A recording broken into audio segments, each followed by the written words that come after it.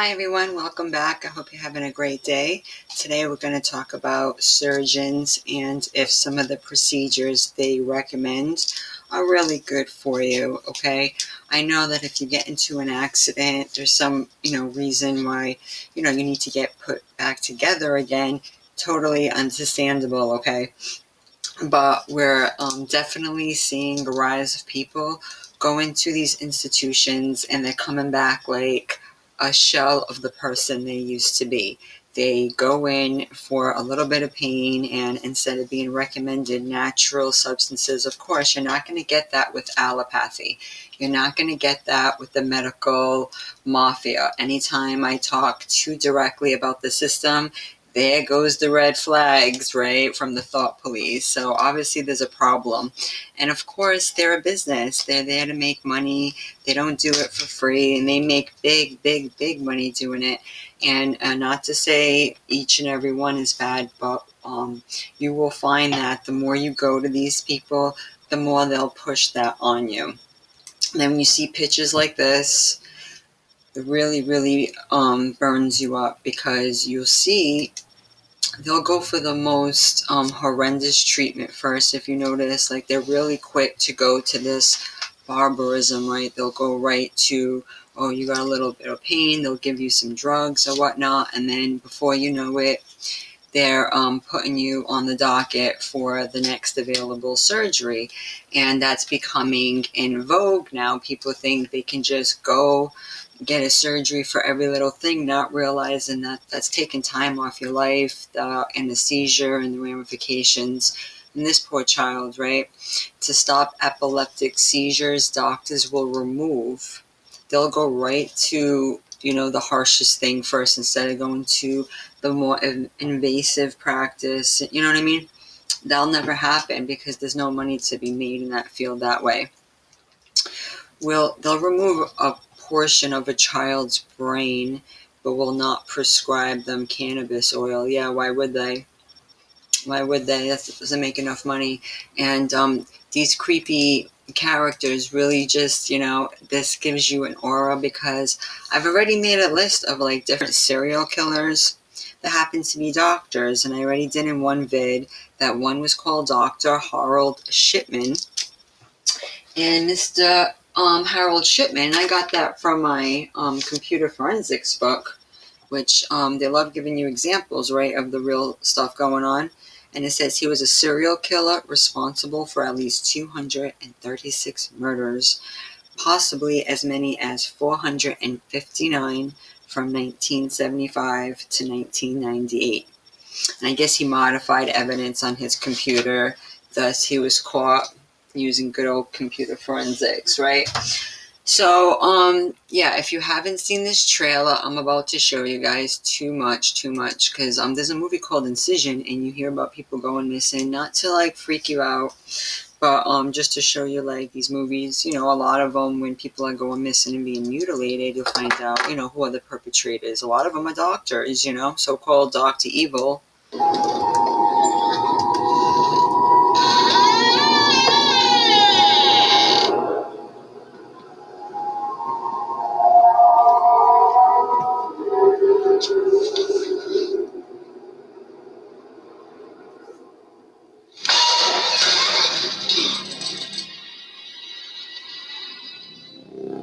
Hey babes, Alexa here. I decided that I am going to get a procedure done. Well, I see nothing has changed. Man, good to see you. Penny, where is it? That hard drive is worth more than your life. May I help you? I'm sorry.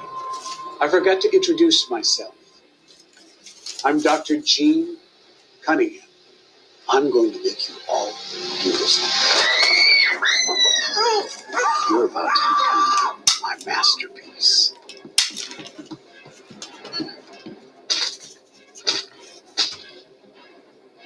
What's it?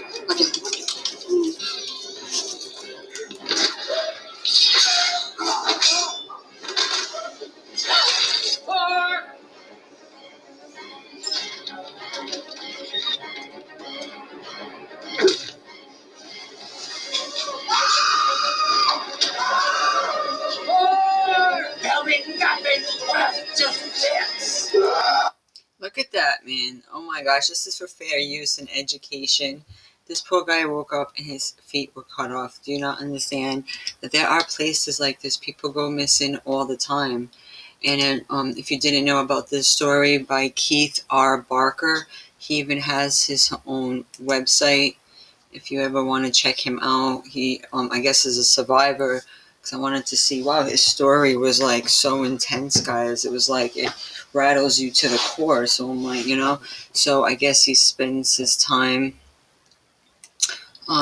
Don't know how much about their background, but I know of this story. I've read this a few years ago and it always resonated with me, and I can see them totally doing that, because if you didn't notice that, like, getting surgeries is a form of mutilation and it makes you dependent on the system. So he says on his page later in this article, I'm going to say a prayer for the victims of organized child prostitution. I'm going to encourage you to pray also. But first, I'm going to briefly talk about this issue. Recently, I did some editing on my book, Angelic Defenders and Demonic Abusers, Memoirs of a Satanic Ritual Abuse Survivor. This forced me to think about this issue again. I've heard that in 2018, more than 424,000 children in the United States were actually found to be missing, and this trend has been going on for years. But this also is an international problem, and it's difficult to say how many missing children have been abducted, trafficked, and forced into child prostitution. The actual problem is worse than what is suggested by these statistics. Joseph Stalin sarcastically said that the death of one man is a tragedy, but the death of 1,000,000 men is a statistic. And that's the problem with statistics. You can't relate to them in any personal way.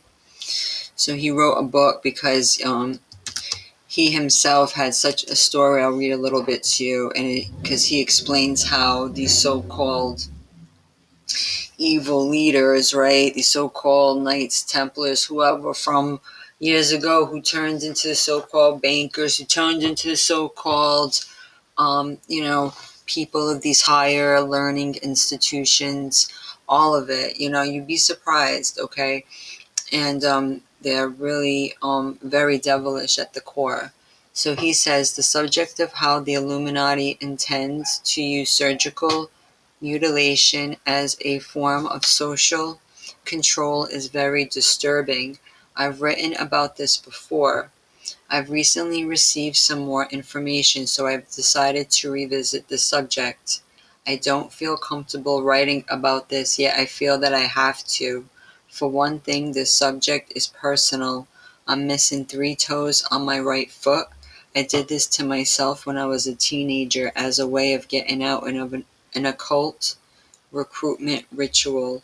A group of mid-level Illuminati leaders believed that I had certain bloodlines which interested them, and they were interested in the astro-theological significance of my conception and birth dates. So there was a great deal of pressure for me to accept recruitment into a satanic coven. Days before the annual Marriage of the Beast celebration, I deliberately stuck my foot into a lawnmower so that I would be in the hospital during the day of initiation. Those Illuminati leaders who had shown an interest in me were not fooled. After I recovered, I was taken before a secret tribunal. I couldn't see their faces. They were wearing the traditional black robes with hoods, and of course they were naked underneath. They told me to show them my mutilated foot. When I did this, one of the men gasped, not with shock but with pleasure. He lifted up his robe and showed the other men his erection.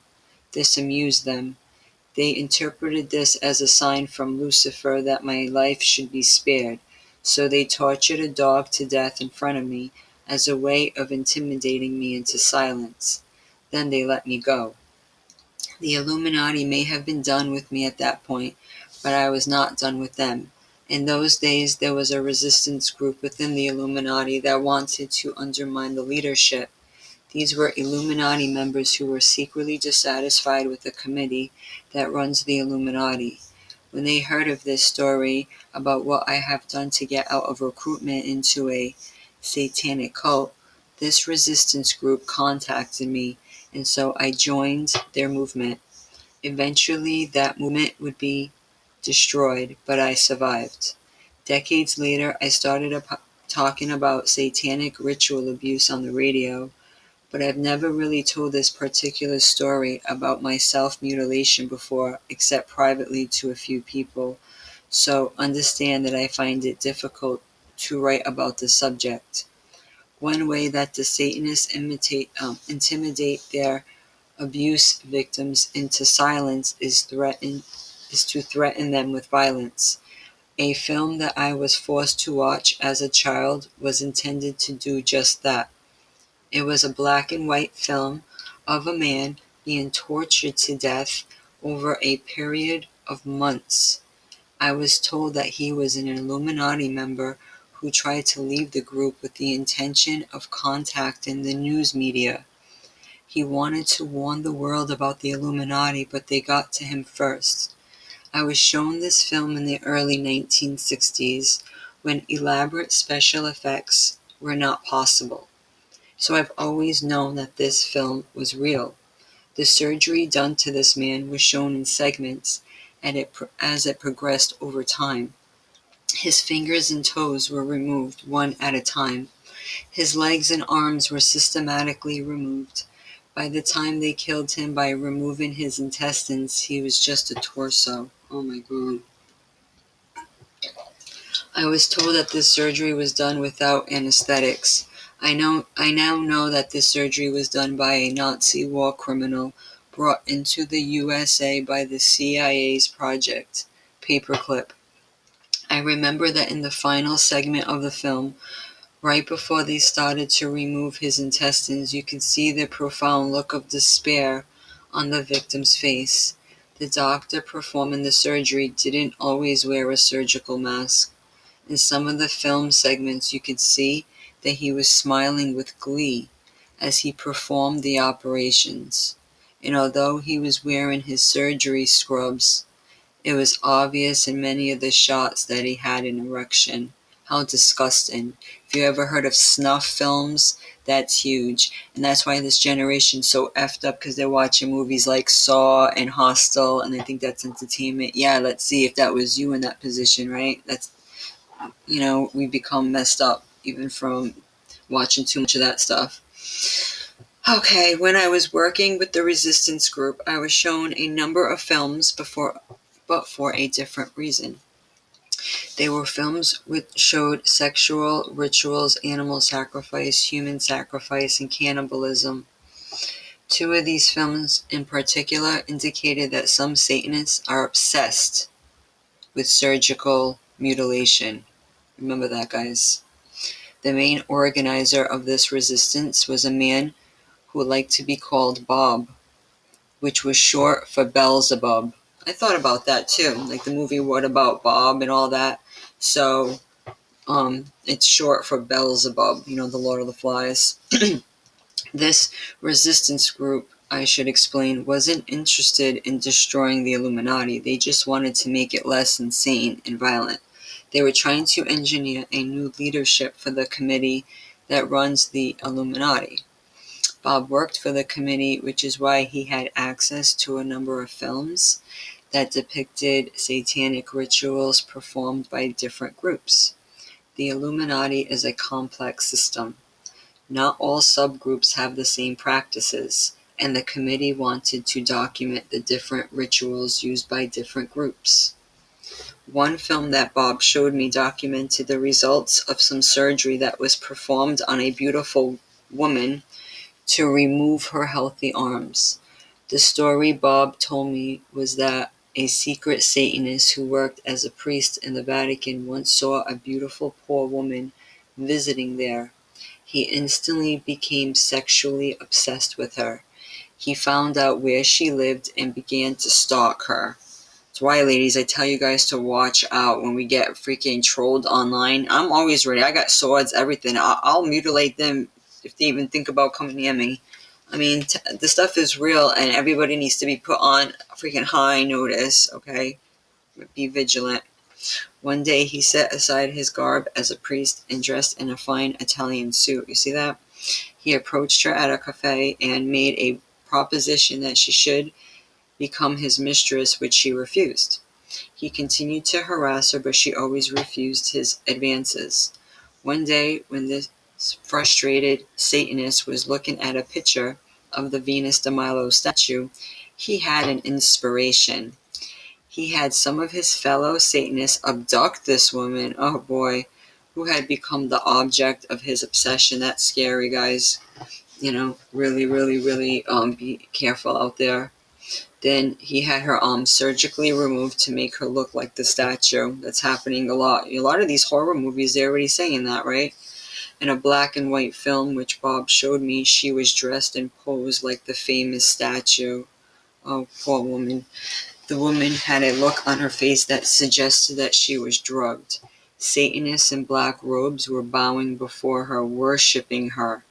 Periodically, some of them would stand up, lift their robes to masturbate. Sickos. The second film Bob showed me of her was in color. In it, she was no longer alive. Someone had expertly stuffed her body in the way that taxidermists do with animals. Her corpse was posed like the statue, but now it was held in place with the help of a metal bar behind it. In the film, on a bench in front of this stuffed corpse, was a man and a woman wearing masks who were having sex together. Looking at these films, which Bob showed me, was like looking at an automobile accident. It was horrible, but you couldn't really look away.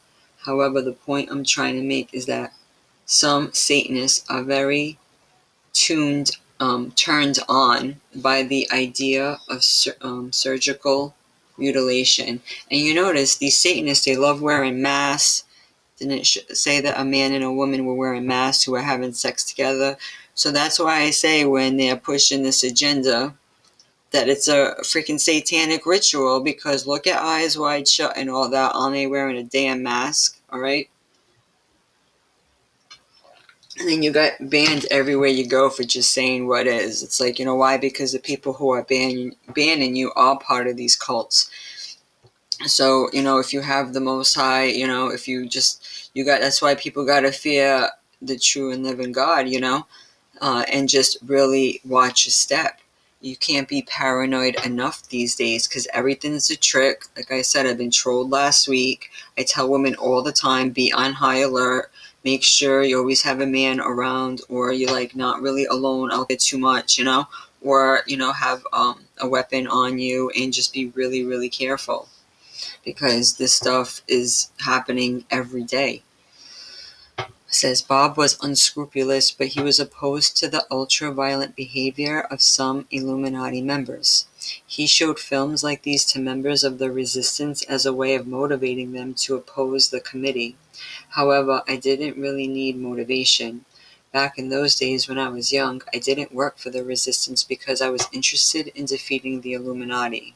I knew that there was a system of Luciferian cults popular among the super wealthy. Bob told me that these cults had planned to take over the world. Personally, in those days, I doubted that they could.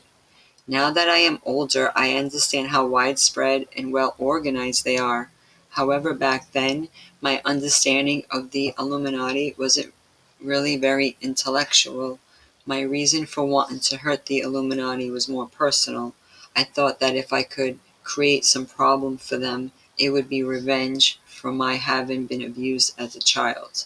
Yeah, these people own the colleges, the big firms, the trading, the investment banks and all that. Everybody wants to be, this and that. Just know who the top, people are, if they are even really human. I doubt they are, because with this level of sadism, this is demonic energy. But I always draw the line at joining a satanic coven. Once you do that, your soul is pretty much forfeit. I had been subjected to torture and sexual abuse as a child. Oh, did I skip one? I think I skipped. Yeah. It says, once I was involved in the resistance, I did some I did form some friendships with its members. I wasn't a Christian then, and I was fairly immoral. The members of the resistance for the most part weren't Christians, but some were. But most likely they were Luciferians who did believe in the Illuminati system. They weren't disillusioned with the Illuminati so much as they were disillusioned with the leadership at that time. The resistance members didn't like the way the committee seemed to be turning in the direction of ultra-violent hardcore Satanism. They wanted to put an end to the practices of human sacrifice and extreme child abuse. But most of these resistant members were somewhat amoral. They had rejected Christian morality and they liked the decadence and wealth that went along with Illuminati membership. And in all honesty, in those days, I tended to identify with these Luciferians. Well, that's why I don't identify with Christianity. That has nothing to do with the original Judaism and, Hebrew customs, because Christianity is all about human sacrifice. Don't they worship a guy that had to die, right? And they drink his blood and eat his flesh. So, very fine line there, guys. So he says, but I always drew the line at joining a satanic coven. Once you do that, your soul is pretty much forfeit. I had been subjected to torture and sexual abuse as a child. I had managed to get away from it, but it created emotional health problems for me. When I got out of working for the resistance was therapy. I had described their therapy system as Fabian therapy. I've written an article on the subject, which is available on thoughtcrimeradio.net.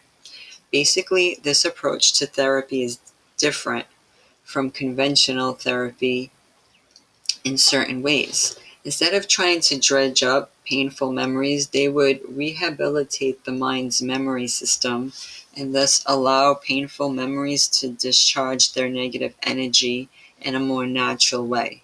This was a very sophisticated system, way ahead of what most therapists are presently doing. The therapy I was receiving then was helping me to survive, and so I did what I could to help them. As a teenager, I didn't have any skills useful to the resistance, except that I had a certain nerve and intuitive wit, so they used me as a courier. Being a courier isn't rocket science, but it requires a willingness to accept risk, which I had in those days. The therapy which they provided me with helped me, and the price I paid for that was that I helped them by delivering messages between members of the resistance movement. Sometimes this process of delivering messages could be complex. The people in this movement were very paranoid, with good reason.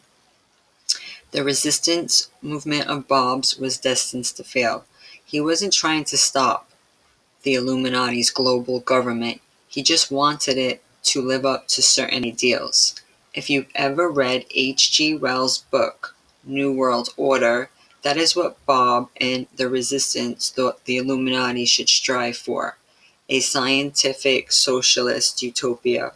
But the committee that runs the Illuminati seems to be moving in the direction of creating a brutal, satanic police state.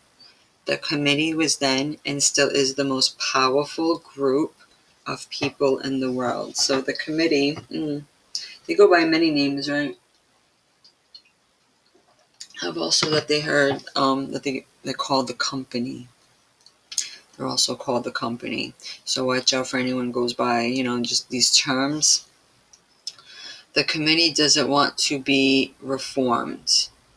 They recruit new members telling them that they are going to create a global government which will turn the world into a utopian society.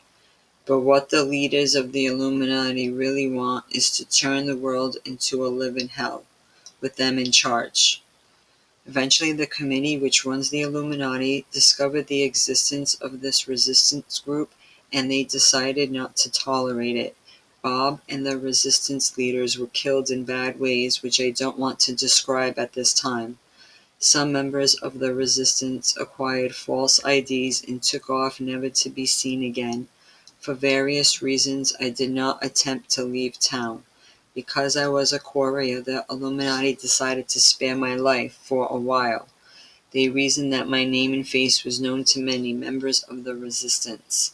The committee thought that some of those who ran away might try to contact me. For months, the Illuminati had me under surveillance, hoping that the runaway resistant members would contact me. When nobody from the resistance tried to contact me, some loyal Illuminati members contacted me for another reason. This had to do with blood drinking addiction. Some of the people in the resistance were therapists who worked for the Illuminati. These therapists served the Illuminati, but where they got into trouble is that they were deprogramming people who the Illuminati hadn't authorized them to help, people like me. What you have to understand is that the Illuminati is an organization where many of its members had been abused as children, and this tends to make them insane. If an Illuminati leader becomes insane in a way which works against the interests of the Illuminati, that leader needs therapy. This is why they have psychiatrists and other therapists to keep their members in line. Their therapy systems can be very sophisticated. The problem was that the therapists who knew how to deal with blood drinking addiction were all in the resistance.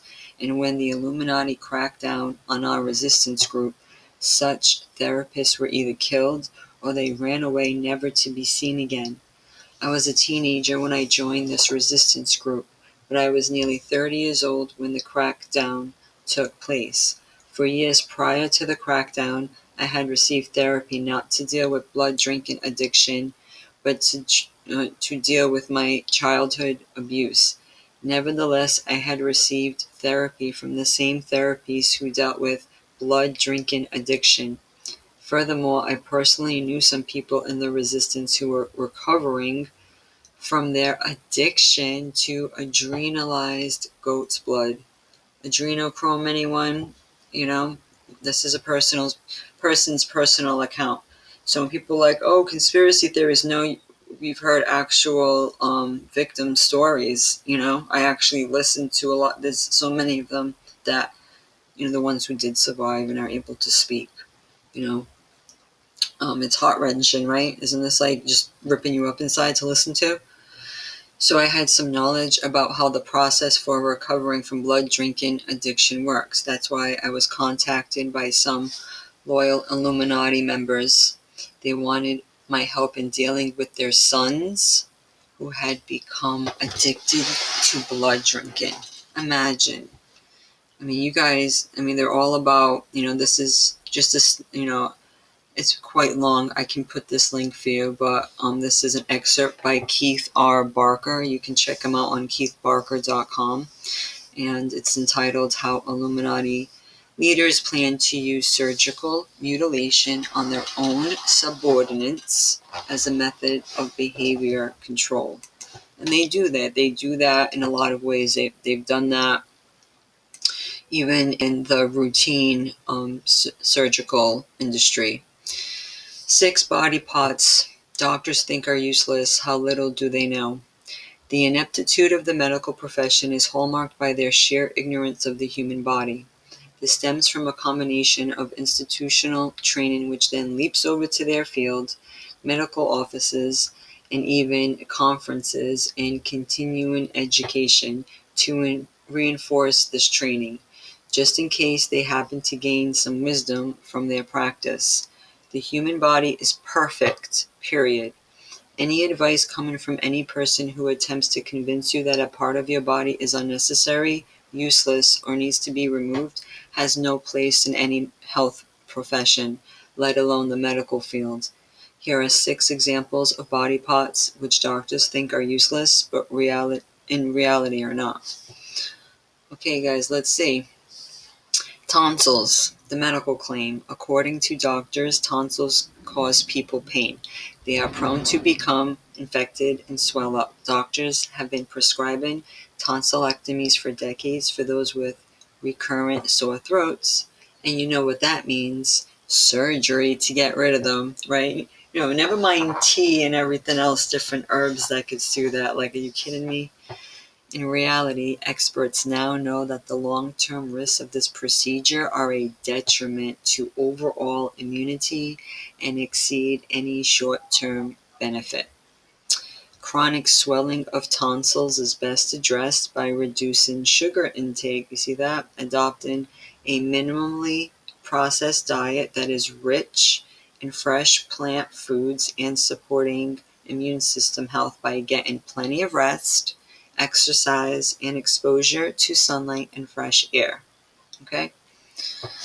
Says previous research at the University at Buffalo had shown that removal of tonsils and adenoids results in less fidgeting and other non-exercise motor activity, which results in weight gain.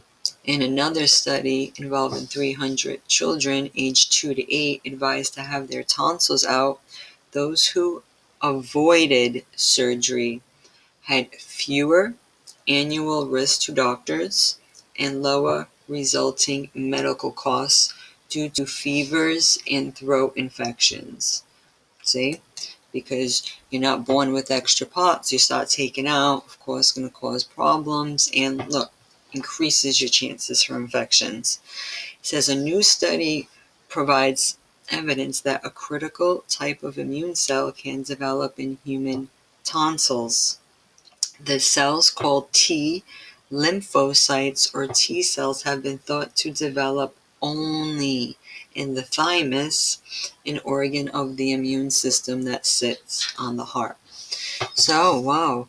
So in the human tonsils is also a place that you have the T lymphocytes, which is important for immune system. So it's actually not that they're incompetent, it's that they're incredibly evil. Because you can only claim incompetency. I feel like they get away with that. They playing stupid, you know? Because, I mean, how long can you play stupid? Isn't this your job to know? This is your field. They want a certain level of respect and they command a certain amount of salary. No, you best know what the hell you're doing, okay? How about adenoids? Medical claim.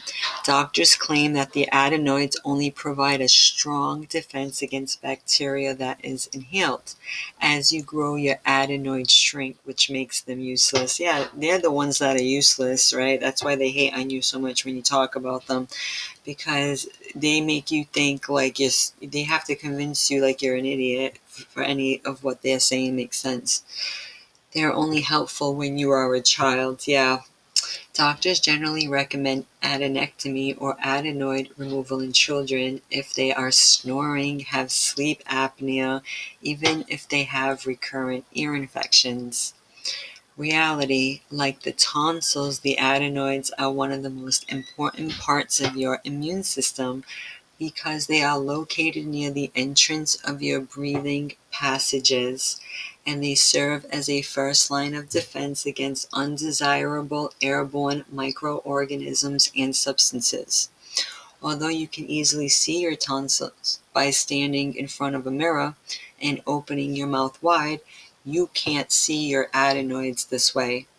The importance of adenoids lies in its ability to physically restrict the nasopharyngeal space, rendering a decrease in nasal passage expansion, which is a good thing for disease prevention. Adenoids also contain cells that make antibodies to help your body fight infections. Gallbladder, number 3, guys. This is huge. How many people do you know? I know way too many people. It's like it's nothing to them. Like, oh, I only had the one, but I don't have it anymore, so I must be okay. Like, you only had the one. That you had it for a reason. I would be very, very concerned. Medical claim. Just another part of the body that needs to be surgically removed, especially when it produces gallstones. How do you know they're not eating this stuff? How do you know that these freaking vultures are not like what that movie is? Who knows? They're probably putting it in a jar somewhere. You think they just... Why is there such a need for organs? You know what I mean? Like, you got to think about it. It's not just, they got to put it somewhere, right? And it's almost like they must have a need, right? So they drum up the demand, It's crazy. So it says, so the reality The gallbladder serves an important digestive function. It is required to emulsify fats. The gallbladder stores bile and bile acids, which emulsify the fat when it eats, so it can be properly transported through the intestine into the bloodstream. Anyone who has their gallbladder removed needs to take some form of bile salts with every meal for the rest of their life, if they wish to prevent a good percentage of the good fats they eat from being flushed down the toilet. Since most people who remove their gallbladder ignore this advice, this is exactly what happens, and they have little absorption of good fats.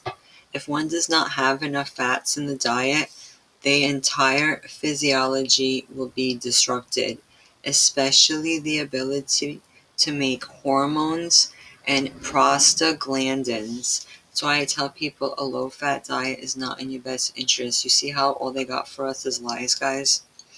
Instead of removing your gallbladder, lifestyle changes, including dietary habits and exercise, will prevent any non-life-threatening problems that exist with your gallbladder, especially stones. Number 4, the appendix. That's another one. Doctors claim that the appendix was a more important and necessary organ when the body was introduced to more vegetables, when the human diet consists of mostly plants. The appendix was extremely important. However, in today's world, the appendix isn't a necessary organ, so what not to get rid of it as well. According to the medical profession, the appendix does not serve any useful purpose as a digestive organ in humans, and it is believed to be gradually disappearing in the human species over evolutionary time. What does reality say? The appendix is significant and indeed serves the body as an immunologic mechanism. It is a highly specialized organ with a rich blood supply. The mucosa and submucosa of the appendix are dominated by lymphoid nodules, and its primary function is an organ of the lymphatic system. The appendix contains a high concentration of lymphoid follicles. These are highly specialized structures which are part of the immune system. The clue to the appendix function is found in its strategic position right where the small bowel meets the large bowel or colon. The colon is loaded with bacteria which are useful there, but which must be kept away from other areas such as the small bowel and the bloodstream. Through the cells in these lymphoid follicles and the antibodies they make, the appendix is involved in the control of which essential bacteria come to reside in the caecum and colon in neonatal life. Number 5, miscellaneous ligaments, tendons, and tissue.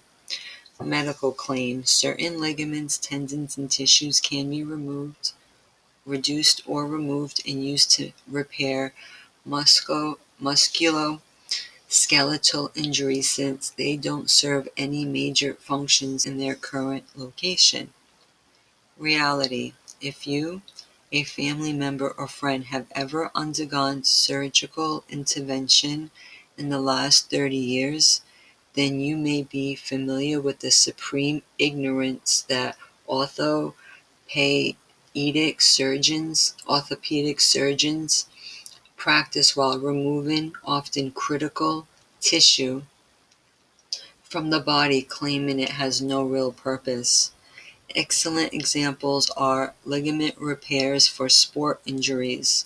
A very common procedure was to reduce the iliotibial band by 50% and use the tissue to repair ligament injuries.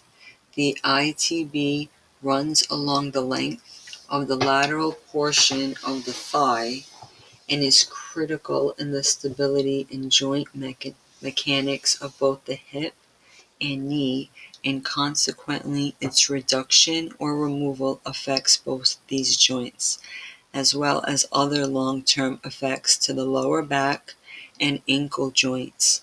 These problems then become much more serious than the ligament repair for the original surgery.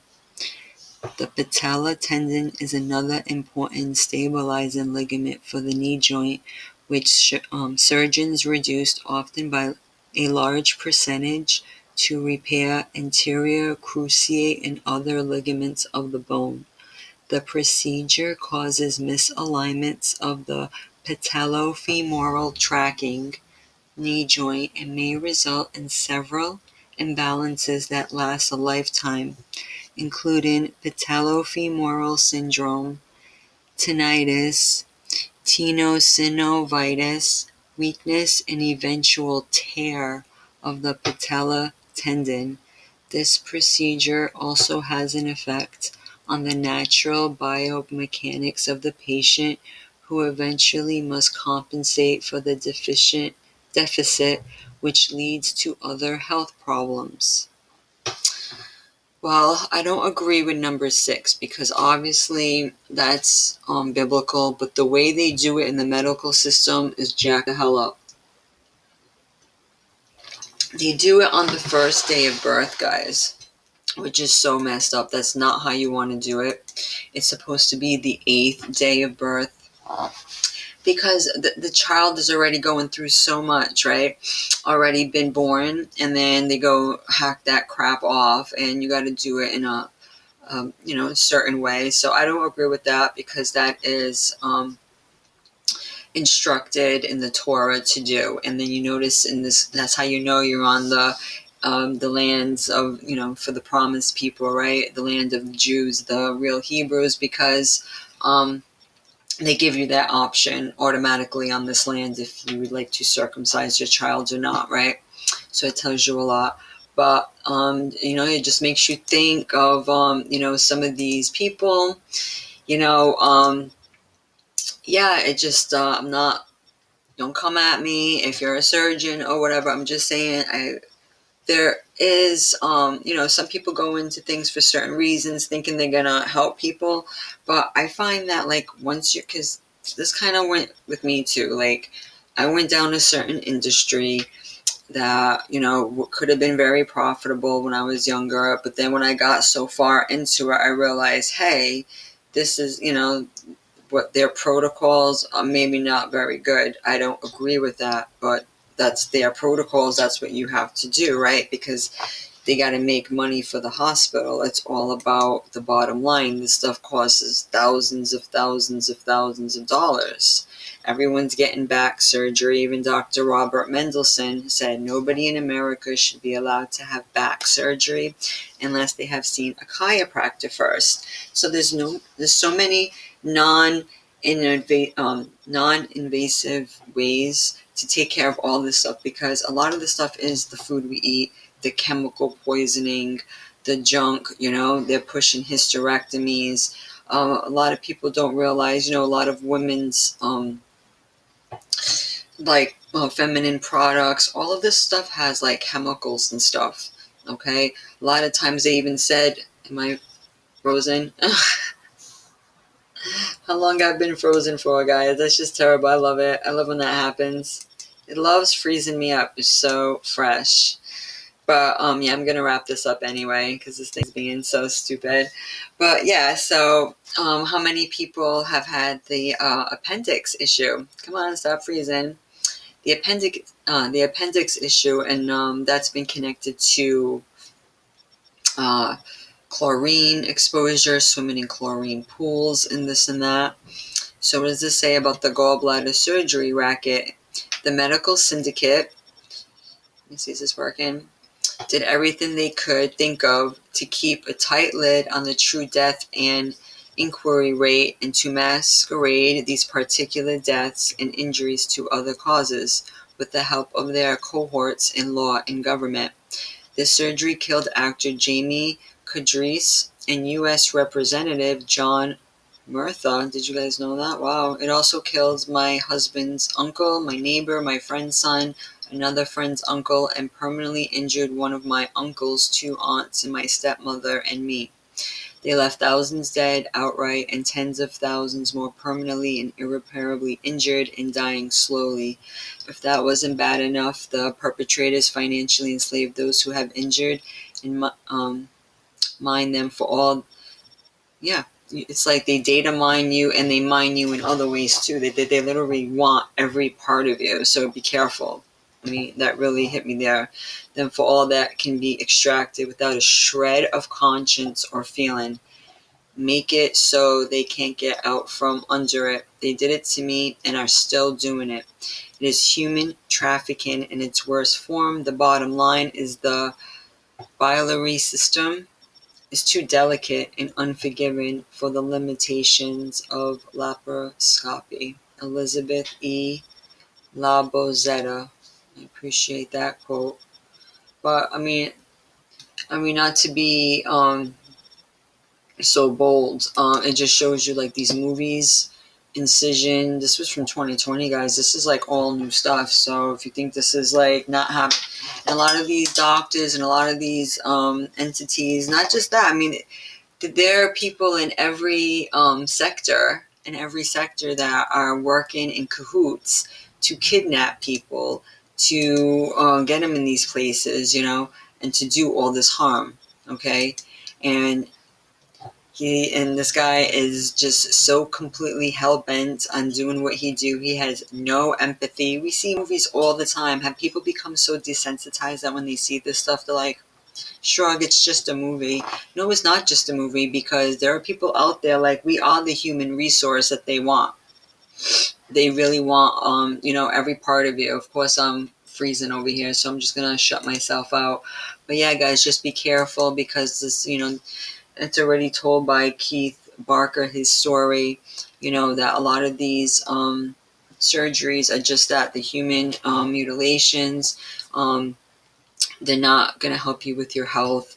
That you should really think about, how many people gave up these body parts, and these are so important. What they tell you is useful today will be, useful tomorrow. I mean, these people are so ass backwards. Just because they put a white coat on and they look studious, and they put a pair of freaking Harry Potter glasses, you trust that? You trust that wizard looking freak? I don't. So just be careful, guys, and you're gonna do what you do. You're grown, okay? I'm not here telling you what to do, but there's a lot, I love this one. This one really killed me. It's like, the good news is we were able to save your leg, like, that's all of him left.